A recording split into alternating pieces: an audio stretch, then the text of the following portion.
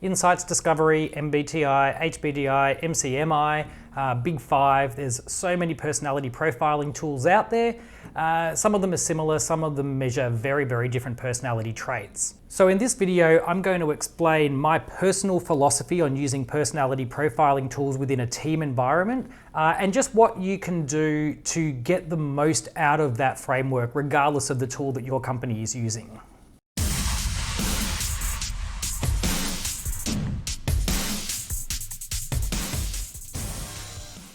Ahoy, Peter here from Brighter Training, where we aim to support growth and development through a combination of positive disruption and bespoke training programs.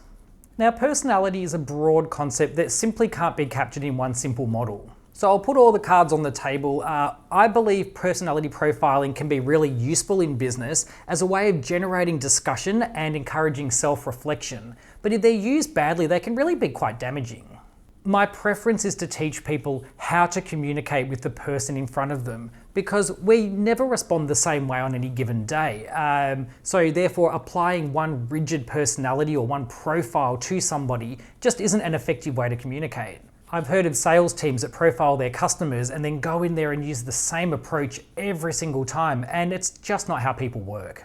I also find that personality profiling can really put people in a box, and I've actually worked in organizations where people will put their color or their profile on their desk or on their office, so that when you walk in there, you know you're entering the office of a yellow person and you should respond a certain way.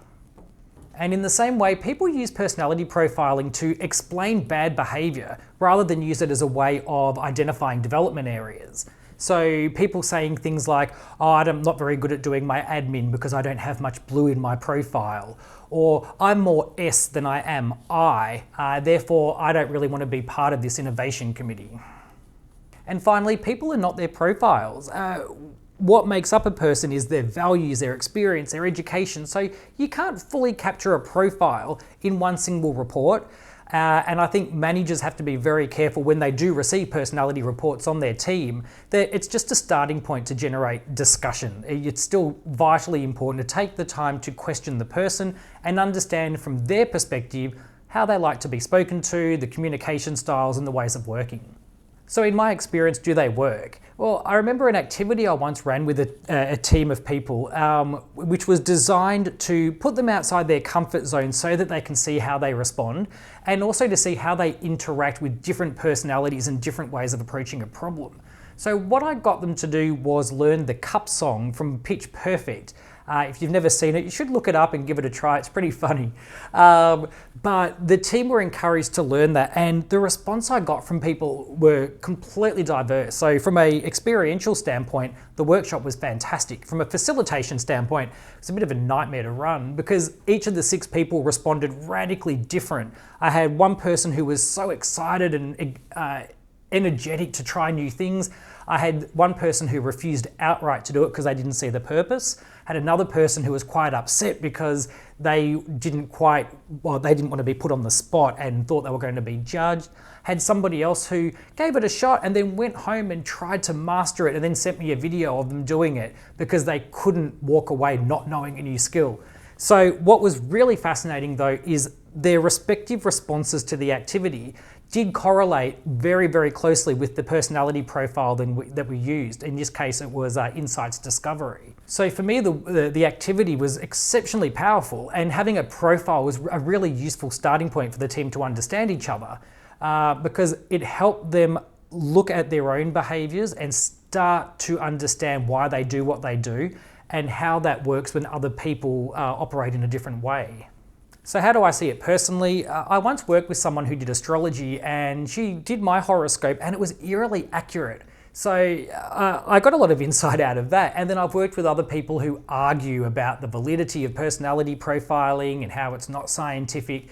For me, psychology itself is not like engineering or mathematics. It's hard to fully prove or disprove anything because people are not fixed systems. So all you can really look for in psychology is trends, patterns, applications. The reality is, for me personally, whether it's astrology or whether you use psychology, it doesn't matter. The value is in the exploration. The value is in having a starting point to reflect on your behaviors, your preferences, and to take the time to get to know other people that you work with. It's a chance to explore how you act or react, the preferences that you or other people might have, and how can you adapt your behavior to really generate a win-win outcome in your interactions with your team. I think it's also a chance to identify development areas and blind spots that you might have, and also just a chance to think about other people. Often we approach a situation and we look at what our preferences are. Personality profiling really does help you stop and go, what might be important to other people? How can I improve our communication or our ways of working? So with most personality profiling, there is a degree of scientific method, there's a degree of science, but what I'm more interested in is how it can generate self-reflection, and can it be applied practically to improve the performance of a given team. I'm not here to argue the validity of it. For me, as I said, it's more important that we have a starting point and a framework that can be used to improve performance. So at Brighter Training, we prefer to use a model called Insights Discovery. It's still based on the work of Carl Jung, so you'll be familiar with many of the terms if you've used something like MBTI or HBDI. It allows for a really good depth of exploration and application to a lot of different areas of business, which I love about it. It does provide more depth, so it's got 72 different profiles that you can be assigned to, but then it's also got a simple 4-quadrant model, which makes it easy to use on a day-to-day basis.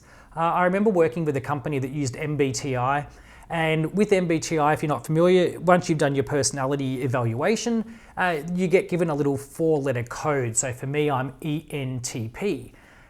Trying to remember what the ENTP means and how it all interacts in itself can take a bit of time. But then if you're attending a meeting, it was almost impossible to say, I've got an ENTP, an ISFJ, an INTJ, and how do I effectively communicate with that? So it became quite confusing.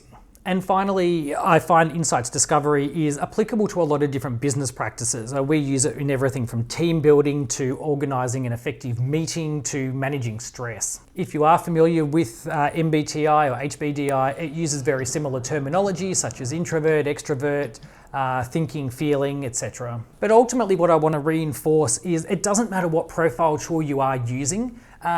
It's a tool to give you an insight to help you explore your own personality, your own development areas, your own blind spots, and those of other people so that you can have better ways of working and a better relationship. It's absolutely not a label. It doesn't excuse bad behavior. It's just your preference in any given situation. So the key takeout though with any profile that you are given is everybody can demonstrate every behavior on any model. So if you're using a 4-color quadrant, you can move within all 4 of those different colors. And importantly, if you've got 5 people in a room and they've all got the same personality profile, they will all approach a situation from a different intention and therefore respond slightly different. So again, each personality is still not identical just because they've got the same color. And keep in mind, people are more than their profile. And I know I mentioned it earlier, but the life and work experience, your emotional intelligence, your skill development and the training you've gone through, and there's also just simple choices that you make that absolutely change how you behave in any given situation. And the final thing with any personality profiling is beware of judgment and labeling and bullying. I've actually worked with teams before that have done personality profiling activities, and as a result, it ended up being quite a negative experience, and people felt quite bullied and judged because they may have been one person with a particular profile, or other people getting together saying, well, that's such red behavior, or oh, that's very I of you. I mean, it was ridiculous, but we need to be very careful. When you launch personality profiling, you need to be crystal clear to maintain that respect, maintain that attitude of diversity and the benefit of diversity and inclusion within a team. So I hope that gives you just a little bit of an overview when it comes to personality profiling. They can be fantastic, but there's just a couple of things to be aware of. At Brighter Training, my preferred model that we use is Insights Discovery. And we have a series of great programs that can really help you explore your team, your ways of working and different communication styles, including managing conflict, coaching, ways of working and stress management. So for more information on that or any of the other programs that we do run, please reach out to us at any time. Our contact information is on our website and the details for that are in the description below. Otherwise, thank you very much for watching.